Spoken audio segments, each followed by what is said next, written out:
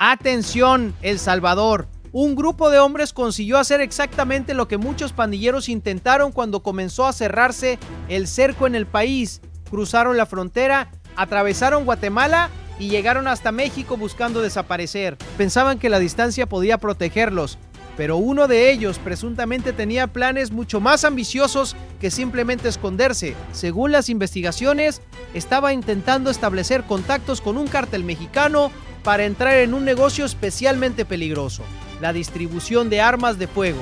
Y entre los otros hombres que terminaron localizados, había un perfil con un requerimiento todavía más llamativo: amenazas contra el presidente de El Salvador, Nayib Bukele, pandilleros de estructuras rivales, antecedentes, órdenes pendientes, un posible intento de conexión con el crimen organizado mexicano y una operación que terminó involucrando a 3 países, porque todos acabaron haciendo el mismo viaje que habían realizado para escapar, pero al revés.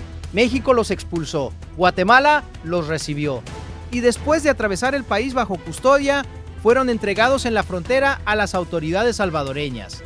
La ruta que utilizaron para alejarse de El Salvador terminó convirtiéndose en el camino que los devolvió esposados. Pero para entender por qué se movilizó todo este operativo, hay que mirar quiénes eran realmente esos hombres, y sobre todo, qué estaba haciendo uno de ellos mientras permanecía en México. Si te interesan las capturas, operativos y golpes más importantes contra las estructuras criminales de El Salvador, suscríbete ahora mismo al canal, porque este caso demuestra algo que muchos prófugos están descubriendo demasiado tarde: salir del país ya no significa necesariamente escapar de la justicia. La historia nos lleva hasta el 8 de agosto de 2026. Ese día, en la frontera de El Carmen, en Malacatán, departamento de San Marcos, agentes especializados de Guatemala esperaban la llegada de un grupo muy concreto de salvadoreños. Venían desde México. Las autoridades mexicanas los habían localizado dentro de su territorio en situación migratoria irregular. Pero el problema para ellos comenzó realmente cuando se comprobaron sus identidades, porque sus nombres no eran desconocidos en El Salvador.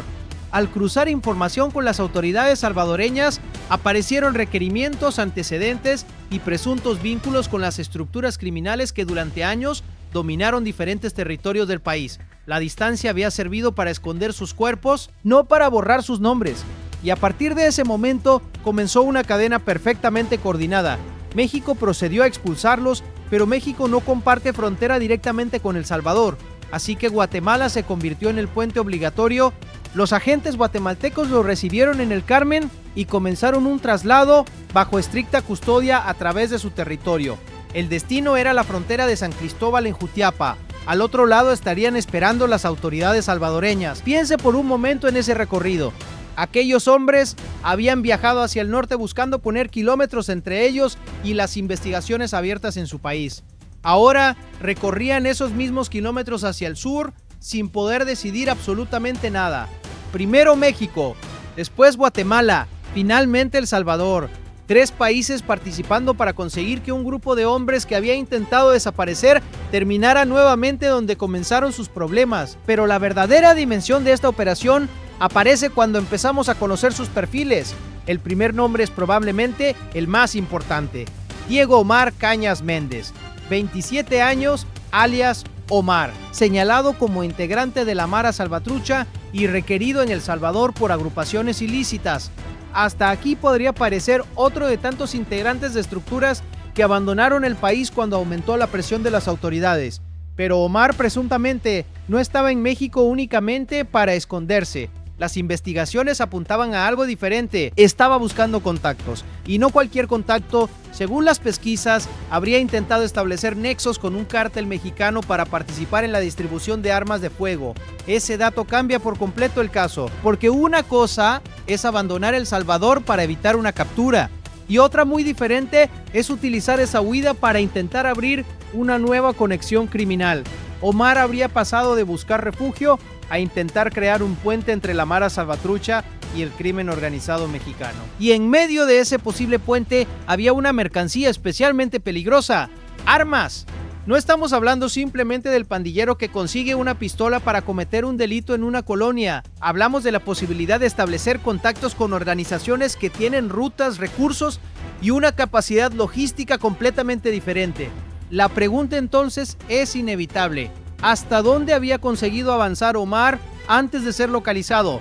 La información disponible no permite afirmarlo y sería irresponsable inventarlo. Lo que sí indican las investigaciones es que buscaba establecer esos nexos para la distribución de armas. Solo eso bastaba para convertirlo en uno de los perfiles más delicados del grupo, porque si aquella conexión conseguía desarrollarse, el problema podía crecer rápidamente. Más acceso a armas significa potencialmente más capacidad operativa, más capacidad para abastecer estructuras y más posibilidades de que un delincuente que salió del país debilitado encontrara fuera nuevas herramientas para reconstruir su actividad. Por eso, detener ese movimiento antes de que pudiera consolidarse tenía una importancia mucho mayor que simplemente localizar a un prófugo. Omar había viajado hacia México buscando una oportunidad.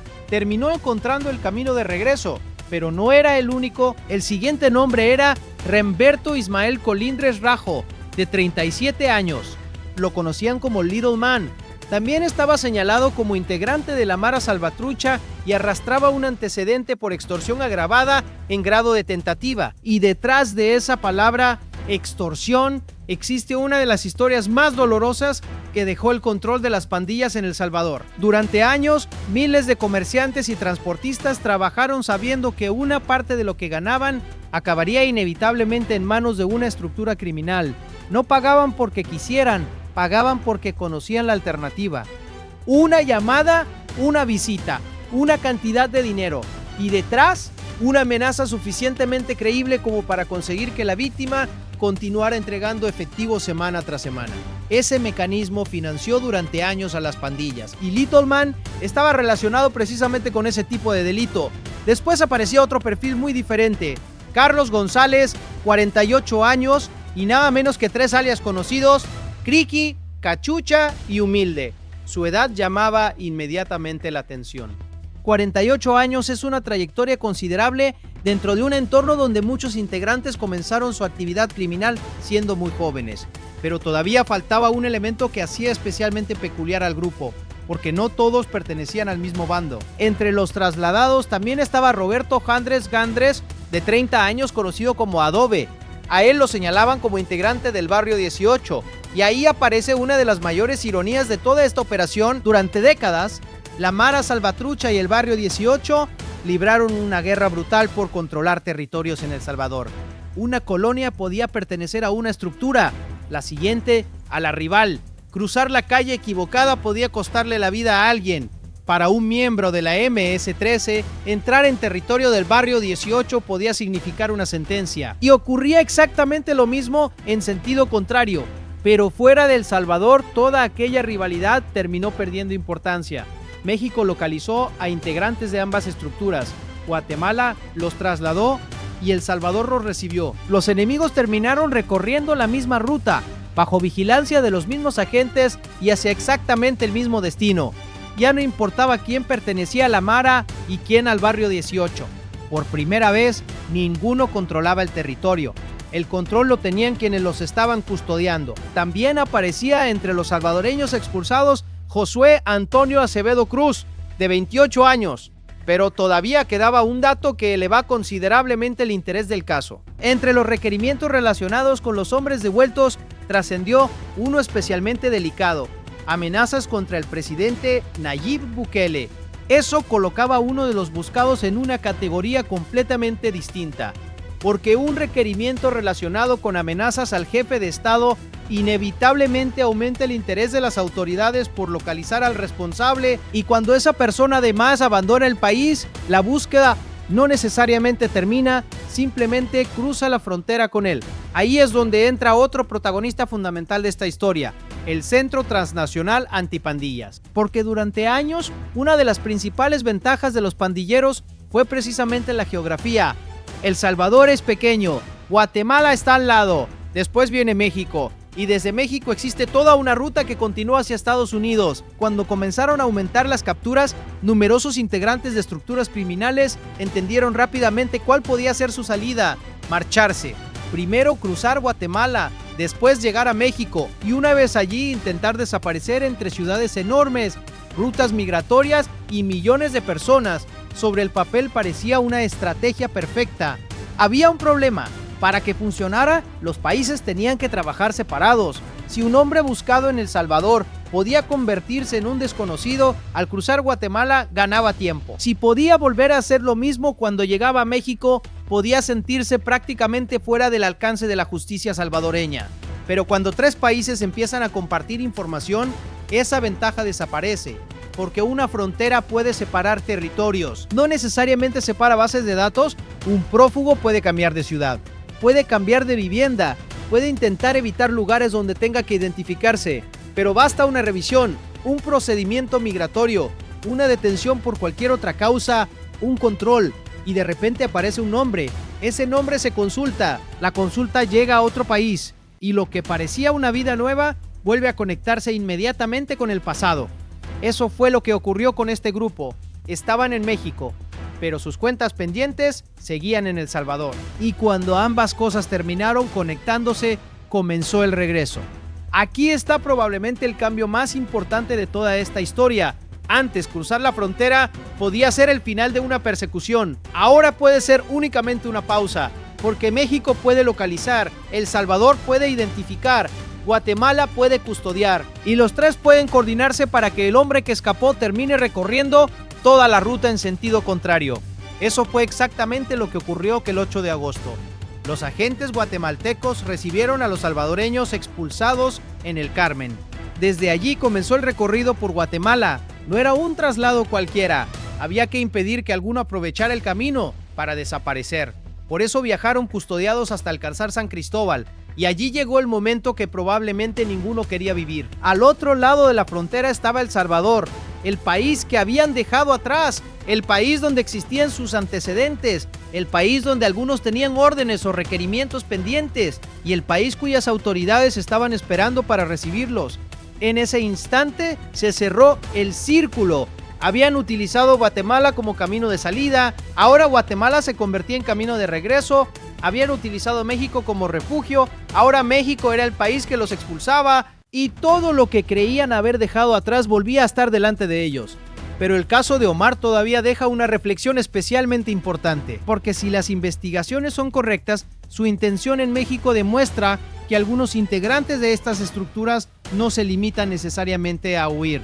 Pueden intentar adaptarse, buscar nuevos contactos, encontrar nuevas oportunidades criminales, y precisamente ahí aparece el riesgo transnacional. Una pandilla que pierde territorio en un país puede intentar buscar recursos en otro. Un integrante que ya no puede moverse con libertad en El Salvador puede tratar de establecer relaciones fuera. Y cuando hablamos de México, hablamos además de un escenario donde existen organizaciones criminales con una capacidad económica, logística y armamentística muchísimo mayor. Por eso el supuesto intento de Omar de establecer nexos para distribuir armas era probablemente el dato más preocupante de toda la operación, no por lo que sabemos que consiguió, sino por lo que podía llegar a construirse si nadie lo detenía. Y su captura cortó esa posibilidad. En lugar de convertirse en un enlace, terminó convertido en expulsado. En lugar de consolidar una ruta, acabó recorriendo otra, la que lo llevaba directamente de vuelta a El Salvador. Y esta operación tampoco parece un caso completamente aislado. Otros pandilleros salvadoreños han sido localizados fuera del país después de intentar utilizar la ruta hacia el norte para esconderse.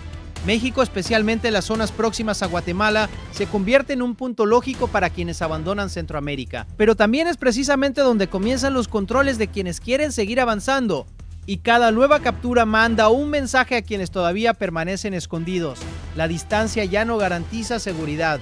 Un hombre puede llevar meses fuera, puede haber cambiado de entorno, puede pensar que nadie conoce su ubicación, pero si sus datos aparecen en un procedimiento y existe coordinación con El Salvador, la fuga puede terminar en cuestión de horas.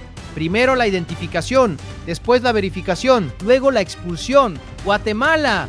Y finalmente la frontera salvadoreña, un recorrido burocrático que puede ser mucho más efectivo que cualquier persecución. Por eso la imagen final de esta historia es tan poderosa, no hace falta imaginar un gran enfrentamiento. Ni una persecución por carreteras, ni un operativo espectacular. Basta imaginar a aquellos hombres atravesando Guatemala bajo custodia, cada kilómetro reduciendo la distancia con El Salvador, cada hora acercándolos al lugar del que habían intentado escapar, entre ellos integrantes de pandillas enemigas, un hombre señalado por extorsión, otro que presuntamente buscaba contactos para distribuir armas y un requerimiento relacionado con amenazas contra el presidente de la República. Todos terminaron en el mismo punto, la frontera. Allí ya no había colonias que controlar, no había territorio de la Mara, no había territorio del barrio 18, no había contactos que pudieran cambiar el recorrido, solo quedaba una última entrega. Guatemala terminó el traslado, El Salvador lo recibió y la ruta de escape quedó completamente invertida.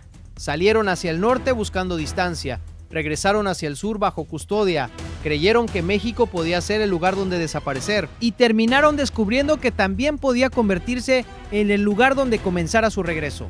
Ahora corresponderá a las autoridades y a los tribunales determinar las responsabilidades individuales de cada uno por los delitos que se les atribuyen.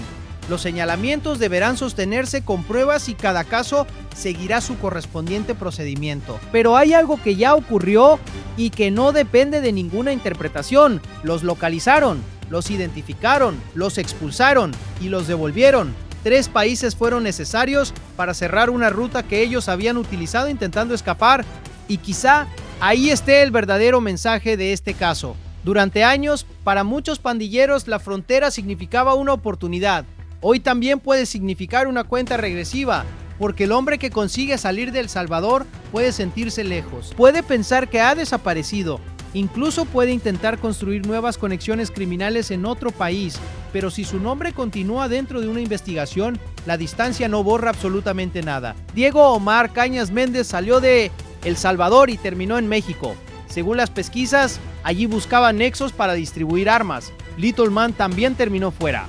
Adobe, señalado como integrante de la pandilla rival, siguió una ruta semejante. Otros hicieron lo mismo y al final todos acabaron regresando juntos. No porque quisieran, porque los encontraron. Ese es el giro completo de esta historia. La ruta que debía garantizar la fuga terminó funcionando como una cadena de devolución. México cerró la primera puerta, Guatemala cerró la segunda. Y cuando llegaron a San Cristóbal, El Salvador estaba esperando al otro lado. Si quieres seguir cada captura, expulsión y operativo contra las estructuras criminales salvadoreñas dentro y fuera del país, suscríbete al canal y activa la campana porque cada vez son más los casos que demuestran que la persecución ya no termina en la frontera. Y ahora quiero conocer tu opinión. Un presunto integrante de la MS-13 buscando conexiones para distribuir armas en México, miembros de pandillas rivales localizados fuera del país y 3 naciones coordinándose para devolverlos. ¿Crees que esta cooperación entre México, Guatemala y El Salvador conseguirá cerrar definitivamente las principales rutas de escape utilizadas por los pandilleros? Te leo en los comentarios.